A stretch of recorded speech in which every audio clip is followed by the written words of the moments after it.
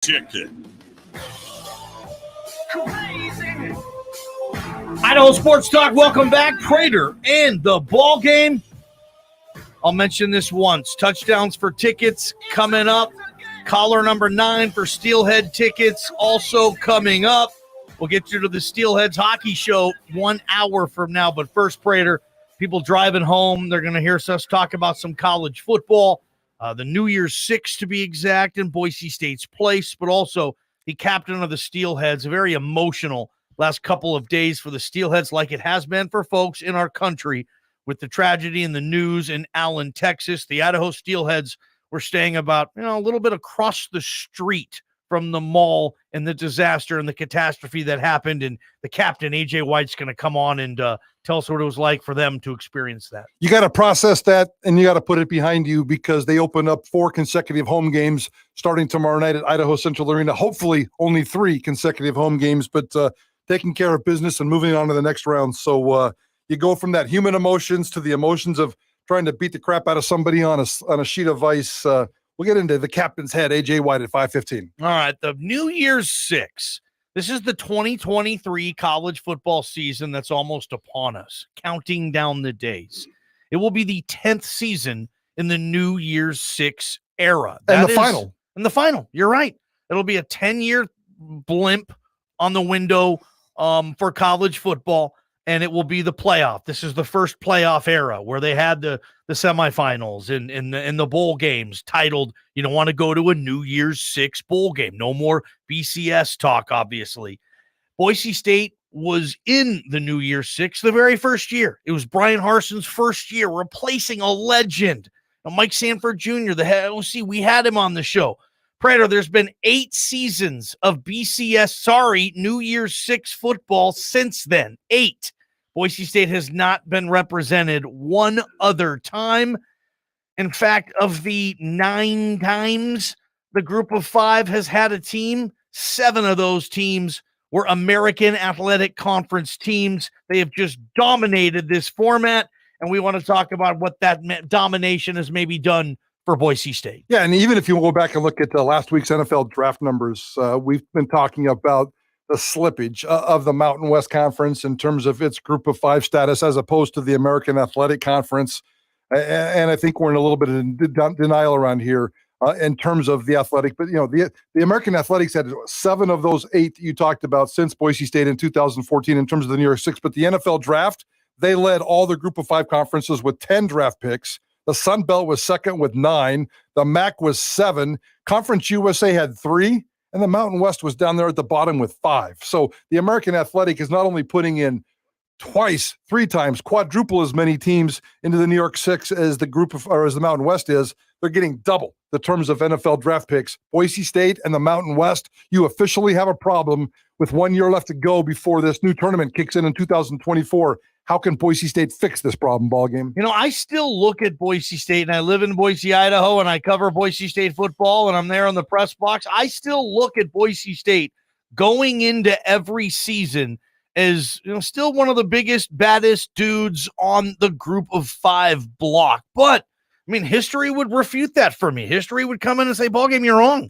They've still had good years. Yeah, they've been to conference championships in 19, in 20, in 22. 3 out of the last 4 years, they've fought for the Mountain West Championship, only winning it once. But what does that put them on a national level? I know they don't have the national reputation that they had in the Chris Peterson era or even that first year where Harsh took over. It's different because I think the whole landscape is different as well. We've had more conference realignment. We've seen more money funneled into television money into these mega conferences than we saw even in the Peterson-Kellen era. But the biggest thing for me, Michael Forrest Prater, is that some of those teams that you're mentioning or some of the teams in the American that were a huge part of the domination of the AAC, they're wearing Big 12 patches on their jerseys right now, right? So what you're saying is opportunity is in front of you. Yes, it's by default. It might be a little dubious. I don't know. It's not going to be as hard a road to blaze through now for Boise State and for other group of 5 members, considering the fact that UCF and Slippy, Slappy, Swami. Cincinnati, Houston. Cincinnati, UCF went to multiple okay. G5, New Year's Six yep. games. And Houston went to 1. Okay. I think that's 5 of the 7 times an American team went to the New Year's Six. It was either UCF, Cincinnati, or Houston. The other one was Memphis, and might be another one of Tulane last year. Tulane last year. So you're taking out 5 trips, which I think, yes, paves the road much more smoothly for Boise State, and maybe they can crack in and get there and get back to being, the biggest, baddest dude on the block when it comes to the group of 5. And I still think they have somewhat of that reputation. I keep chuckling at I don't know if this is media or social media or just the way the universe works sometimes, but up until that original Fiesta Bowl, when Boise State was doing great things, the number one word around here was, or the number one phrase around here was lack of respect. Mark May doesn't like us. Nobody likes us. The Mark May. Okay. From 2000 to 2006, the lack of respect card was played around here a million times because Boise State was building that respect and finally got that respect with the 2007 Fiesta Bowl. Boise State hasn't done squat on the national scene since the 2004 Fiesta Bowl. But there's still you and me and the national media consider Boise State as the lovable G5 group of 5 darlings at the start of every single football season. So it's almost like it's in reverse now. The respect factor is there working complete opposite. Boise State has the respect when it probably doesn't need it or didn't deserve it. 20 years ago, they were doing things and not getting the respect. It's funny how it works out. And now there's this one opportunity before the tournament starts into effect next year in 2024 to close out this G5 chapter. But I still think I worry.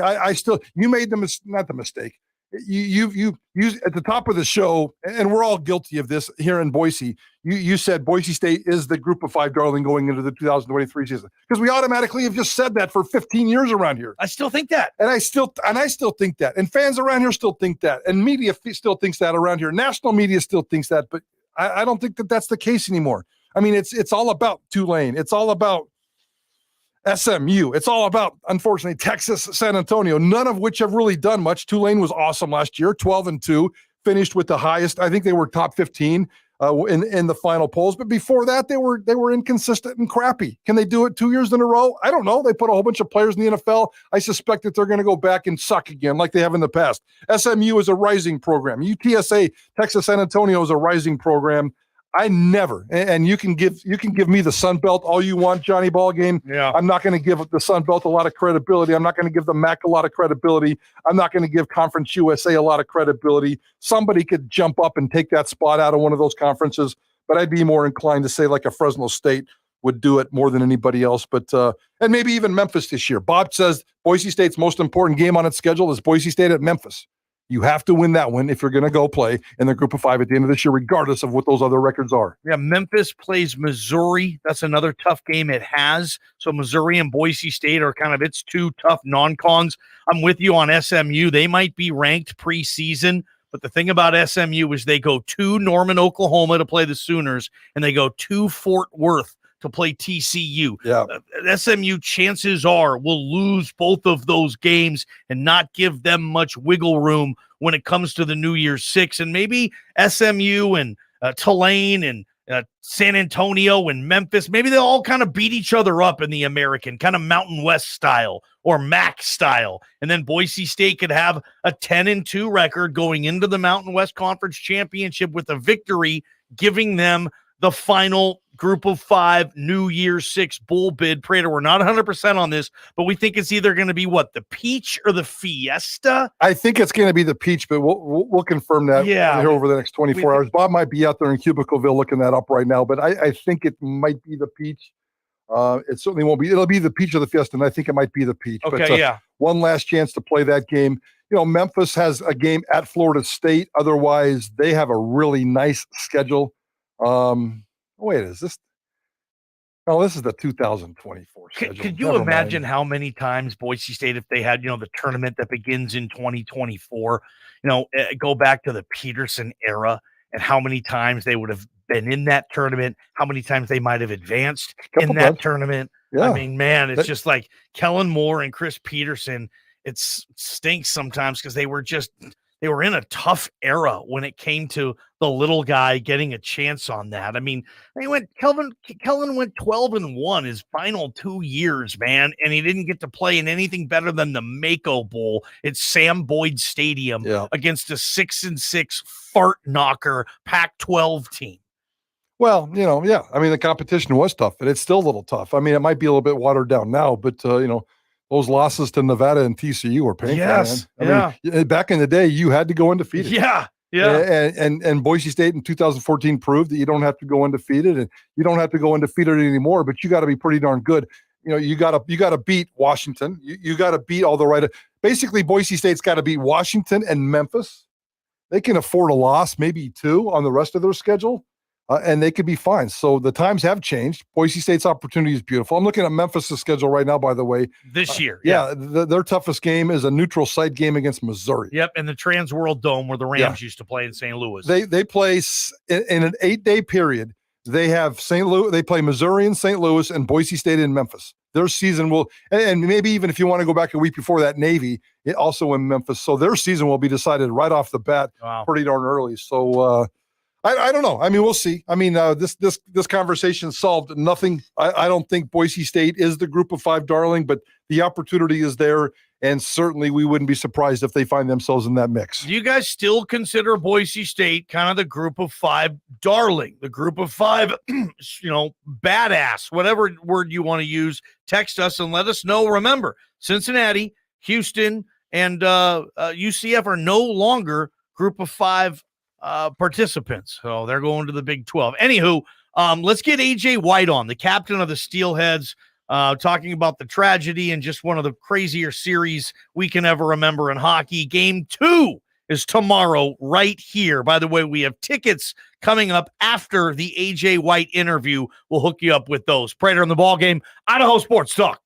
From the Beacon Plumbing Traffic Studios, this is Ticket Traffic. Jackson's Country Stomp is coming back to the Ford Idaho Center.